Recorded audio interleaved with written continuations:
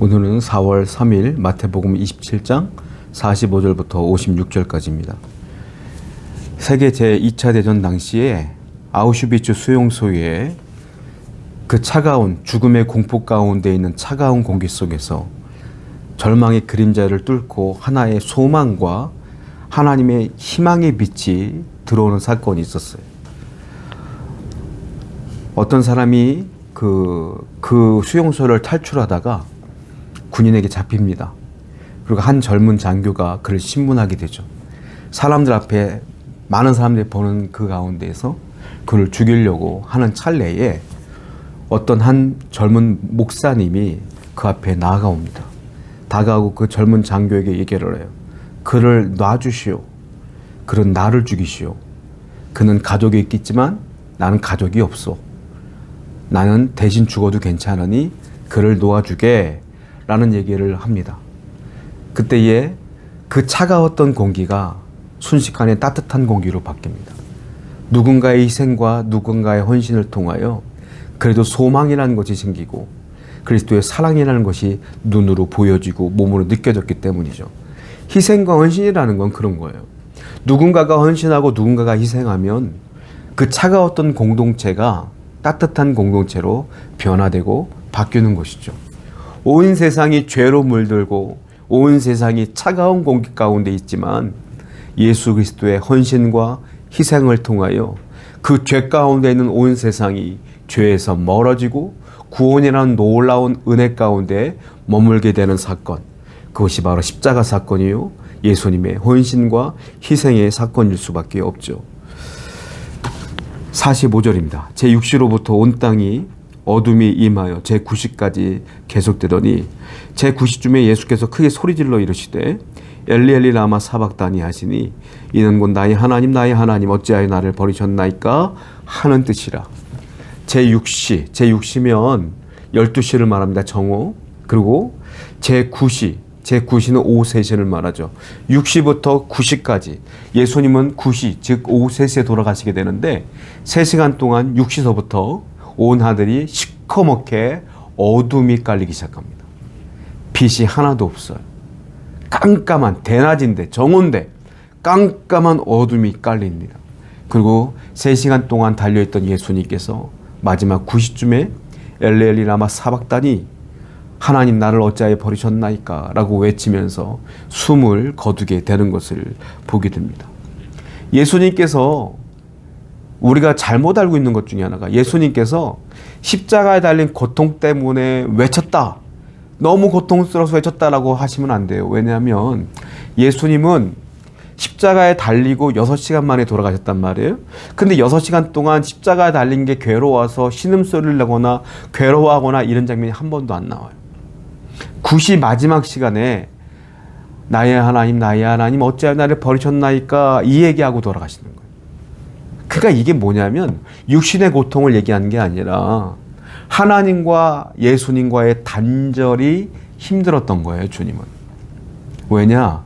예수님은 인류의 죄를 짊어지신 겁니다. 십자가에 달려있는 그 순간만큼은 죄가 없는 예수님이 아니라 죄가 다 몰려들어온 시커먼 죄덩어리인 예수님인 거예요. 그러니까 하나님은 그 죄덩어리인 예수님을 볼 수가 없으니까 고개를 다른 쪽으로 돌렸겠죠. 하나님이 예수님을 외면하신 거예요. 그래서 하나님의 외면, 즉 하나님과의 죄로 인한 예수님과의 단절, 그 단절이 너무 힘들었던 거예요. 예수님은. 그래서 이렇게 외치고 숨을 거두는 걸 보게 돼요. 여러분 우리가 알아야 될 게 뭡니까? 그 죽음의 자리, 그 지옥의 자리, 그 십자가의 자리는 원래 누구 거예요? 우리 자리예요. 원래. 그런데 그 자리에서 우리를 다 밀어내시고 그 자리에 가셔서 우리의 죄를 짊어지시고 사람들에게 모욕당하시고 치욕당하시고 하나님께도 버림받았던 그 자리에 버림의 자리, 그 버림의 자리에 서 있는 분은 내가 아니라 예수님이었다. 십자가의 은혜가 그건 거예요. 버림의 자리에 내가 있어야 되는데 그 버림의 자리에 주님이 대신 가신 것, 그것이 십자가의 은혜였다라는 겁니다. 이 은혜를 생각할 때 여러분들 감사가 안 나온다는 게 이해가 안 되죠. 너무 그 은혜를 생각할 때마다 내가 버림받아야 되는데 주님이 대신 버림받았으니까 얼마나 감사합니까? 오늘도 여러분들의 원망과 불평을 멈추세요. 그리고 하나님의 은혜와 주님의 희생에 감사하며 살아가는 여러분 되기를 축원드립니다. 51절입니다. 이에 성소 휘장이 위로부터 아래까지 찢어져 둘이 되고 땅이 진동하며 바위가 터지고 예수님이 돌아가시자마자 놀라운 현상이 벌어졌는데 예루살렘 바깥에서는 예수님이 돌아가셨어요. 예루살렘 안에는 성소와 지성소를 가르고 있는 그 휘장이 위로부터 아래까지 찢어졌어요. 지성소가 훤히 보이는 거예요. 성소에서 일하고 있던 일반 제사장들은 그 지성소를 보는 순간 죽는다는 건 알고 있어요. 그런데 지성소가 보이는데 죽지를 않아.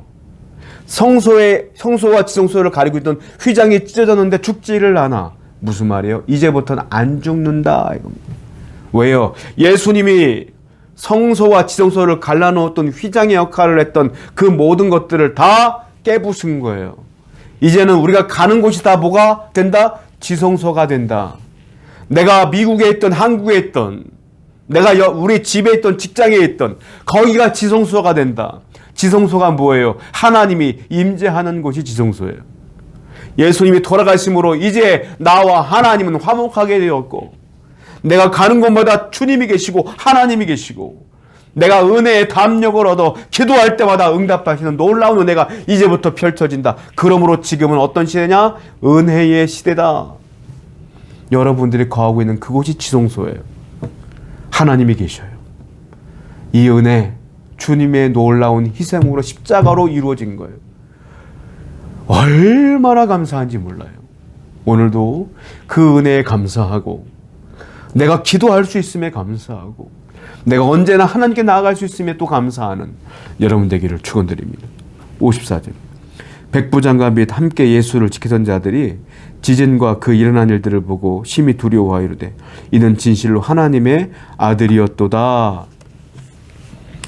이 사건이 딱 벌어지니까 그 옆에 있던 백부장이, 십자가 옆에 있던 백부장이 이렇게 고백을 합니다. 그는 진실로 하나님의 아들이었나 보다라고 그는 고백하게 돼요.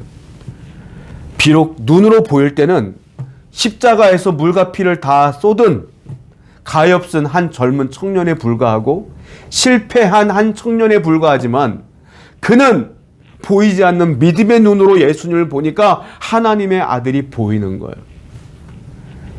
진짜 하나님의 뜻은 눈으로 보는 게 아니라 믿음의 눈으로 보는 거예요.